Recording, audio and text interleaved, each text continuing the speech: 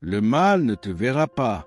Si vous rencontrez des difficultés, cette prière peut transformer votre vie. La prière que je dirai aujourd'hui a un but très spécial, rendre votre vie invisible au mal. Oui, car le mal ne peut toucher que ce qu'il voit.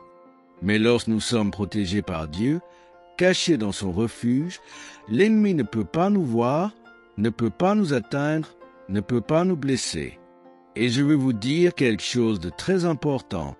Dieu élève toujours quelqu'un dans une famille pour être le canal de la bénédiction. Et cette personne pourrait être vous. La bénédiction que vous recevrez ce soir n'est pas seulement pour vous, mais pour toute votre maison, pour tout ce que vous aimez. Prends-tu possession? Le psaume 91 dit, « Celui qui demeure sous l'abri du Très-Haut repose à l'ombre du Tout-Puissant. » Une cachette est un lieu de protection, un havre de paix. Et si vous êtes ici maintenant à écouter ces paroles, c'est parce que Dieu sait que vous avez besoin de cette protection. La parole de Dieu nous enseigne, si tu faiblis au jour du malheur, ta force est petite. Proverbe 24h10. Alors, soyez forts, ce combat n'est pas vain. Dieu a déjà décrété ta victoire. Maintenant, je veux que vous écriviez ici dans les commentaires « J'habite dans le lieu secret du Très-Haut ». Écrivez avec foi, c'est ce qu'on appelle la légalité spirituelle. Le monde spirituel se déplace à travers les mots, à travers ce que nous pensons, disons et écrivons. Alors, donnez à Dieu la légalité dans votre vie.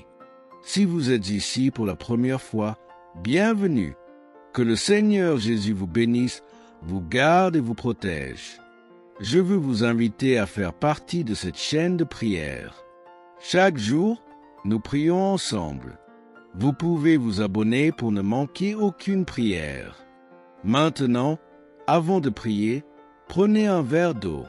Si vous le pouvez, préparez ce verre d'eau car, après cette prière, il sera consacré avec la bénédiction du psaume 91. Et je veux aussi prendre un moment spécial pour me consacrer à ceux qui sont actuellement dans les hôpitaux. Si vous êtes hospitalisé ou accompagnez quelqu'un, que Dieu visite ce lieu, qu'il apporte guérison, paix et renouveau, qu'il montre sa puissance dans votre vie. Prions ensemble. Celui qui demeure sous l'abri du Très-Haut repose à l'ombre du Tout-Puissant. Je dis à l'Éternel, mon refuge et ma forteresse, mon Dieu en qui je me confie, car il te délivrera des pièges de l'ennemi, de la peste qui ravage. Il te couvrira de ses plumes, et tu trouveras un refuge sous ses ailes. Psaume 91.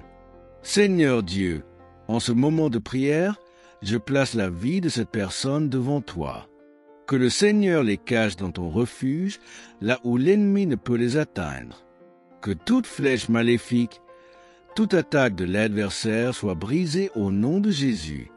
Que la bénédiction du Seigneur soit sur cette maison, sur cette famille. Gardez vos enfants, protégez vos maisons, couvrez chacun d'eux de votre sang puissant. Consacre cette eau, Seigneur, qu'il soit un canal de bénédiction, apportant paix, protection et renouveau à ceux qui en boivent. Que toute maladie, toute oppression, tout fardeau négatif soit dissipé au nom de Jésus. Prions ensemble le Notre Père qui es aux cieux, que ton nom soit sanctifié, que ton règne vienne, que ta volonté soit faite sur la terre comme au ciel. Donne-nous aujourd'hui notre pain quotidien. Pardonne-nous nos offenses, comme nous aussi nous pardonnons à ceux qui nous ont offensés. Et ne nous soumets pas à la tentation, mais délivre-nous du mal. Car à toi appartiennent le règne, la puissance et la gloire pour toujours. Amen. Je crois que le Seigneur travaille déjà dans nos vies. Avant de partir, partagez cette prière avec ceux que vous aimez. Chaque partage est une bénédiction que vous envoyez et une bénédiction qui vous revient. Que Dieu vous bénisse.